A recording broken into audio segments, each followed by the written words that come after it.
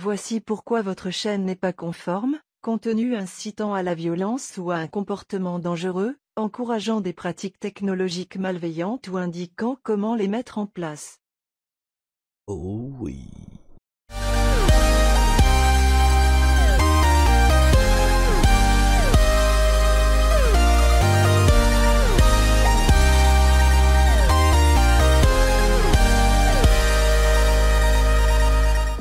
Bonjour à tous, ici Chaos. Aujourd'hui dans ce nouvel épisode de Ethical Hacking, je vais vous parler un petit peu des lois qui vont s'appliquer quand vous êtes en train de hacker un système, faire du pentesting ou faire de la sécurité informatique en général sur une machine.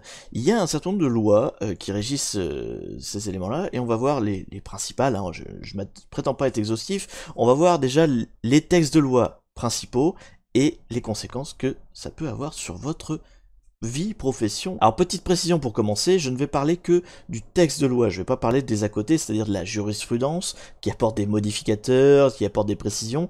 Moi je ne vais parler que du texte en lui-même, on va analyser un petit peu ce qui s'applique, et donc ce que je vais vous dire là n'est que de la théorie finalement. Dans la pratique il y a toujours des modificateurs en fonction de circonstances aggravantes ou atténuantes. Je ne vais pas parler non plus de drama, je ne vais pas parler d'affaires en particulier, je ne vais pas parler d'avis des uns et des autres, je vais vraiment m'en tenir au texte de loi. Si vous voulez l'aspect clash, drama, c'est pas juste, etc., ça c'est plutôt sur les réseaux sociaux, donc je vous invite à aller voir plutôt sur mes réseaux sociaux plutôt que sur cette vidéo. Abonnez-vous.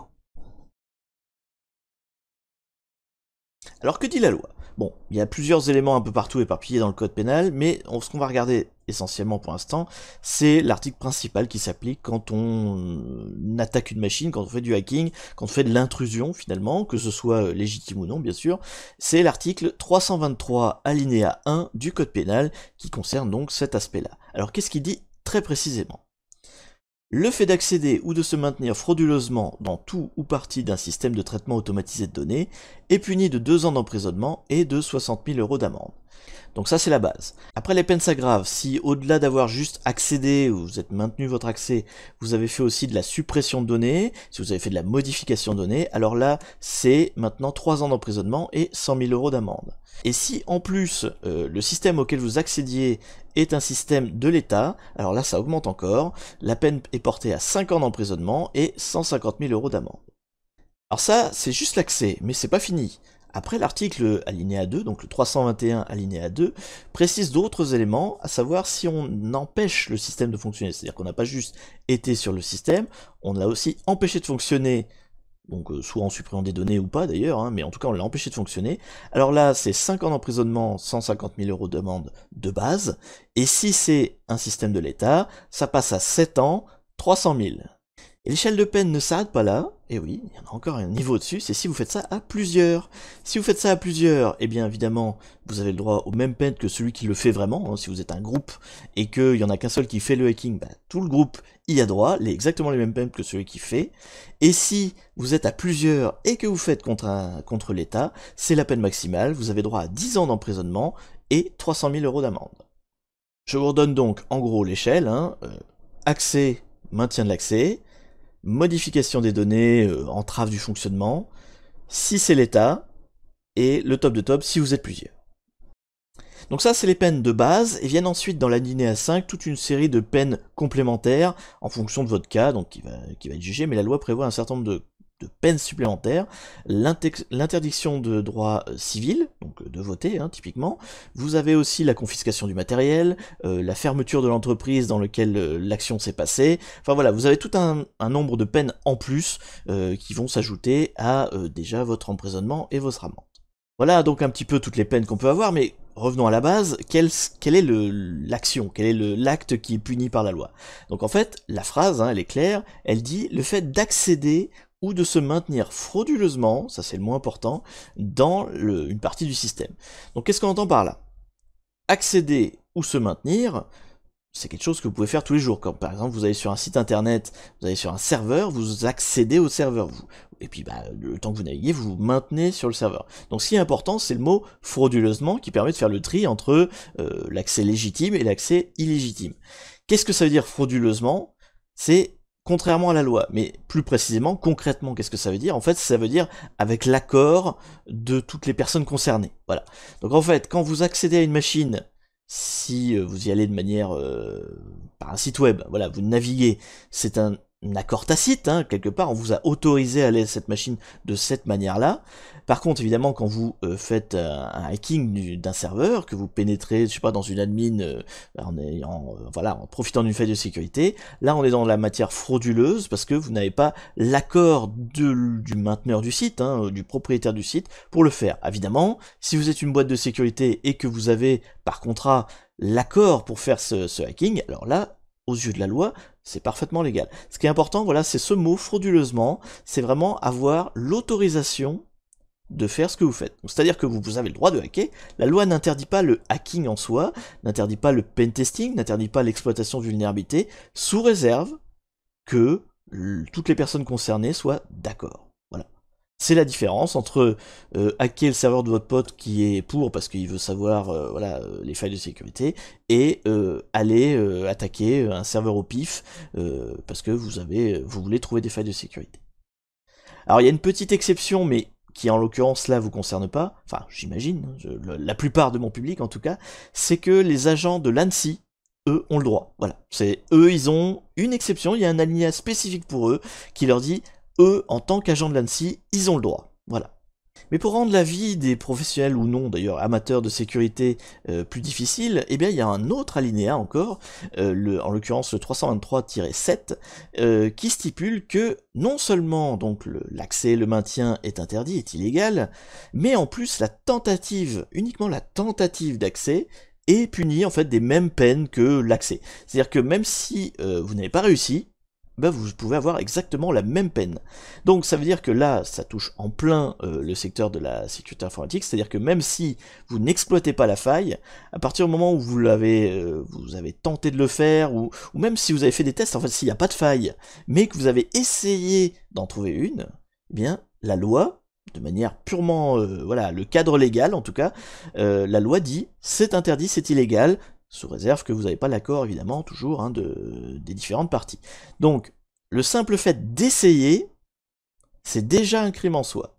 Mais c'est pas fini, parce que la loi va encore plus loin, et punit également ceux qui possèdent les outils pour faire la tentative. C'est-à-dire que là, même si vous avez rien hacké de votre vie, à partir du moment où vous avez des outils permettant de le faire disponibles sur votre machine, ou que vous ayez, alors, que vous les possédiez, que vous essayez de les diffuser, que vous les partagiez, que vous en fassiez la pub, enfin il y a tout un tas d'éléments comme ça, mais bref, que vous bougiez des outils, donc tous ceux qui en développent, tous ceux qui en diffusent et tous ceux qui en possèdent sont aussi hors la loi. Ça c'est en vertu du 323-3-1, si je ne m'abuse pas, je vérifie quand même, pour pas vous dire des bêtises, c'est le 323-3-1, c'est exactement ça. Donc le simple fait de posséder les outils est aussi un crime en soi. Alors là vous allez me dire, bah oui, mais on peut plus rien faire en France, qu'est-ce que c'est que ce bazar? La loi nous interdit de faire de la sécurité informatique. Bon, non, quand même. Il y a quelques exceptions, alors on va voir justement les différentes exceptions. Donc la première exception, bah, je vous en ai parlé un petit peu avant, hein, c'est si vous êtes un agent de l'ANSSI. Donc l'ANSSI a une espèce de totem d'immunité qui lui permet de pratiquer, hein, enfin je dis l'ANSSI mais il n'y a pas que, en fait c'est tous les agents de l'État qui font de la sécurité informatique. Donc ont un alinéa spécifique qui leur dit qu'ils ont le droit de pratiquer, donc ça couvre j'imagine aussi les services de renseignement, les choses comme ça. L'autre exception c'est si vous êtes motivé par la sécurité, c'est-à-dire que si vous cherchez à améliorer la sécurité d'une entreprise, que vous soyez professionnel ou non d'ailleurs, mais que le motif, que la motivation derrière votre acte, c'est une sécurisation de quelque chose, alors il y a une exception dans la règle, mais pas sur tout, hein, pas sur toute la loi, c'est uniquement dans la possession du produit. C'est-à-dire que vous avez le droit en fait finalement de développer des outils de hacking si vous le faites dans un but de sécurité informatique. Vous avez le droit de posséder des outils de hacking si c'est dans un but de sécurité informatique. Vous voyez, au niveau des outils, vous avez le droit de les posséder, de les fabriquer, de les diffuser, sous réserve que c'est toujours dans un but de sécurité informatique. Mais c'est la seule chose qui est autorisée, c'est la seule exception à la loi. Le maintien et l'accès, lui par contre, il est toujours non autorisé si vous n'avez pas l'accord des différentes parties. Donc c'est vraiment juste la possession des outils qui est une exception, qui est autorisée, parce que j'imagine sinon ça aurait été trop violent hein, pour les communautés de développeurs. En gros ça aurait coupé le développement direct. Hein. Si vous n'avez pas le droit de développer Kali par exemple, si vous n'avez pas le droit d'avoir de distrib Kali, elle n'existe pas, quoi. Hein. Ça tue dans l'œuf le projet. Donc si on veut être légal, il fallait forcément qu'il y ait une exception dans la loi, donc il y en a une. Vous avez le droit de posséder les outils, mais uniquement de les posséder, pas de vous en servir. Voilà. Pour vous en servir, il faut l'accord des différentes parties. Donc ça, ce sont les lois concernant le hacking classique, on pénètre sur un serveur, on fait du pentest, etc. Maintenant, si on parle de reverse engineering, de rétro-engineering, que je vous ai déjà montré dans certaines vidéos, où là on décortique un programme et on lui fait faire des choses qu'il n'est pas prévu pour faire. Donc ça, c'est du hacking également, mais c'est pas exactement la même chose, on ne donne pas un accès à un système. Et donc là, cette partie-là, le tripotage d'exécutables, si vous voulez, le rétro-ingénierie, c'est couvert finalement par un autre code, c'est le code de la propriété intellectuelle. Il y a une certaine logique, même si on sent que le sujet n'est pas forcément très bien maîtrisé, c'est qu'en fait, le programme appartient forcément à une société, et donc par là même, quand on le modifie, quand on le hack, on fait de la entre guillemets de la contrefaçon, en tout cas on attaque la propriété intellectuelle d'une société en faisant faire un programme des choses qu'il n'est pas prévu pour faire. Et donc on rentre dans la partie code de la propriété intellectuelle. Bon voilà, ça se discute, mais c'est comme ça, dans la loi actuelle c'est comme ça. Alors que dit la loi sur le reverse engineering? En fait, elle est un peu plus laxiste finalement que celle qu'on trouve sur le code pénal par rapport à l'accès. Là, on est donc sur un programme et on va se concentrer sur, non pas tout le programme, mais juste sur la partie mesure de protection. C'est-à-dire que la loi, elle rend illégal, elle punit les personnes qui modifient les algorithmes de protection qu'il y a sur un programme, une donnée en fait finalement, parce que ça peut être une chanson, un PDF, enfin voilà, c'est étendu à tout ce qui est propriété intellectuelle, donc il y a beaucoup de choses, ce n'est pas que du software, mais l'idée c'est ça, c'est qu'en fait on ne s'intéresse que à des tentatives de faire sauter les protections. Il y a que là où la loi s'exprime, en tout cas dans ce que j'ai vu, après je prétends pas tout connaître, mais c'est surtout sur ce point-là que la loi précise, et donc ce qui est illégal, c'est de faire sauter une protection, voilà, d'une manière simple. Donc le hacking illégal, c'est pas juste de modifier le fichier, ça à la limite, la loi dit rien là-dessus, en tout cas de ce que j'ai vu. Par contre, il est interdit de faire sauter une protection. Voilà, ça c'est illégal, et c'est l'article 331-7 qui nous le dit. Non, pas du tout, je relis mes fiches, c'est le 335 alinéa 3, alinéa 1, qui dit que c'est donc illégal de faire sauter les protections. Et alors, comme il est quand même plus laxiste effectivement que la partie code pénal, il y a déjà l'exception qui dit que vous avez le droit de le faire, sous réserve que c'est pour la recherche, pour la sécurité. Voilà. Si c'est à des fins de recherche ou à des fins de sécurité informatique, alors là, vous avez le droit de bricoler le mécanisme de protection d'un programme, d'un fichier, voilà. Donc l'exception là, elle est déjà inscrite dans la règle, c'est pas comme le code pénal où l'accès il est sans exception, mais là, vous avez le droit de manipuler. Donc finalement, le reverse engineering est un petit peu plus cool, hein, c'est moins violent comme méthode de hacking par rapport à la loi en tout cas, ou c'est plutôt je pense que la loi ne la comprend pas très bien comme méthode, donc forcément elle n'a pas toutes les subtilités. Donc ça, c'est une pratique qui, en tout cas si vous le faites là comme ça chez vous, a priori, ne posera pas de problème, en tout cas d'un point de vue purement de la loi. Après, ce qui va rentrer en jeu, en fait, c'est pas le code de la loi, ça va être plutôt le contrat que vous avez passé avec l'entreprise qui possède le programme. Typiquement, dans le cadre d'un jeu, si vous faites sauter la protection d'un jeu, bon, déjà, si vous le faites pas à des fins de recherche informatique, donc c'est illégal, mais imaginons voilà, que vous le faites à des fins de pure recherche informatique, hein, vous avez trouvé une faille, et voilà, dans l'algorithme, vous l'exploitez, enfin vous l'exploitez, vous faites un proof of concept. Là, en fait, ce qui va entrer en jeu, c'est le contrat qui vous lie à l'entreprise, c'est-à-dire que quand vous êtes effectivement sur un jeu, vous avez signé des conditions générales de vente, vous savez, c'est le fameux bouton j'accepte, que tout le monde accepte sans lire les conditions, et en fait, dans tout ce contrat-là, donc c'est un contrat, il y a la plupart du temps des dispositifs qui vous disent que vous n'avez pas le droit d'altérer le fichier, en fait, que vous n'avez pas le droit de modifier justement, de faire du reverse sur le fichier, et de le modifier d'une quelque manière, que ce soit de la protection ou autre, d'ailleurs, il n'y a pas d'exception en général, donc il est interdit d'altérer l'exécutable en général dans les conditions générales de vente. Ça, donc, c'est pas une loi, c'est un contrat, donc le contrat c'est toujours un peu particulier, c'est pas c'est pas géré de la même manière, ça n'a pas la même force hein, dans la hiérarchie juridique, mais après vous pouvez quand même être condamné pour avoir rompu un contrat. Donc l'idée c'est que là c'est uniquement si l'entreprise se fâche, souhaite vous poursuivre, alors il y aura des poursuites judiciaires. Mais de base, la loi ne vous l'interdit pas, voilà. Alors pour résumer finalement cette vidéo sur les lois, les différentes lois, ce qu'il faut retenir, le point capital, c'est que quand vous faites du hacking, quand vous faites du pen testing, quand vous faites de la sécurité informatique, quand vous faites de la vulnerability, enfin de l'exploitation de vulnérabilité, la règle est toujours la même, il faut demander l'autorisation de toutes les personnes concernées.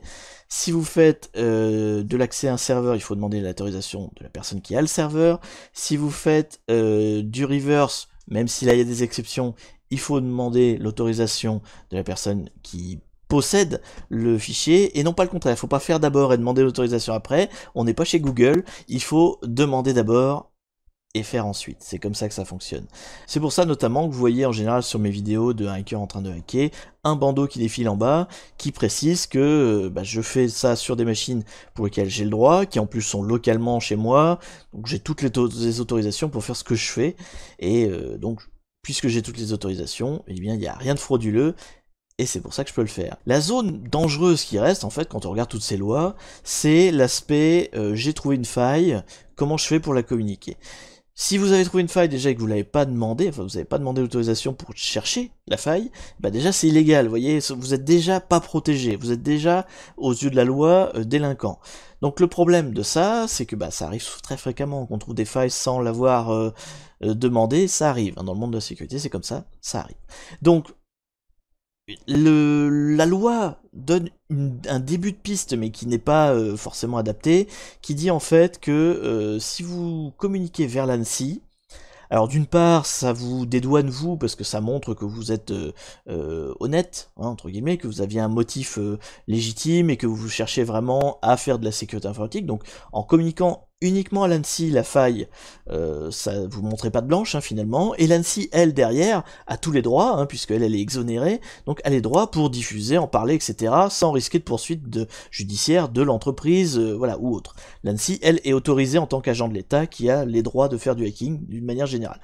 Donc, il y a une espèce de proxy comme ça, qui vous permet à peu près d'être dédouané. Maintenant, c'est à peu près. C'est-à-dire que l'entreprise a toujours la possibilité de vous poursuivre, vous, directement, pour peu qu'elle est au courant de votre nom, voilà, qu'elle sait qui a trouvé la faille, elle peut se retourner contre cette personne-là et essayer de la poursuivre, parce que quand même, vous avez, au départ, hein, chercher une faille sans avoir demandé l'autorisation, donc c'est illégal. Donc c'est pour ça que tout ce qui est programme de bug bounty, entre guillemets sauvage, enfin, qui n'est pas du coup, qui est hors programme de bug bounty, c'est extrêmement dangereux, et c'est pour ça du coup que se sont créés tous les programmes de bug bounty. C'est justement ça qu'ils cherchent à combler, c'est qu'en fait les entreprises du coup donnent de manière générique leurs autorisations, et donc après vous pouvez y aller quoi. Mais voilà, ça c'est très récent en France, et ça pallie à un manque de la loi qui ne prévoit pas ce cas de je suis tombé dessus sur la faille par hasard, si vous voulez, voilà, ça peut arriver. Bon, en général, les failles, on les trouve, hein, on les trouve parce qu'on les cherche. Mais ça peut arriver de tomber sur des failles par hasard, et ça, la loi ne couvre pas du tout. Si vous trouvez une faille par hasard, vous êtes coupable. Donc, il y a la possibilité, voilà, de communiquer vers l'ANSSI qui vous permet de vous dédouaner un petit peu, qui fera, on va dire, des circonstances atténuantes s'il jamais il y a, s'il y a procès derrière. Judiciarisation, voilà, c'est ce mot-là que je cherchais. Bref. Vous avez maintenant toutes les infos, n'oubliez pas, si vous voulez hacker, vous demandez l'autorisation, vous le faites sur des machines dont vous avez l'autorisation, et alors tout ira bien pour vous. Sur ce, je vous souhaite une bonne journée, salut!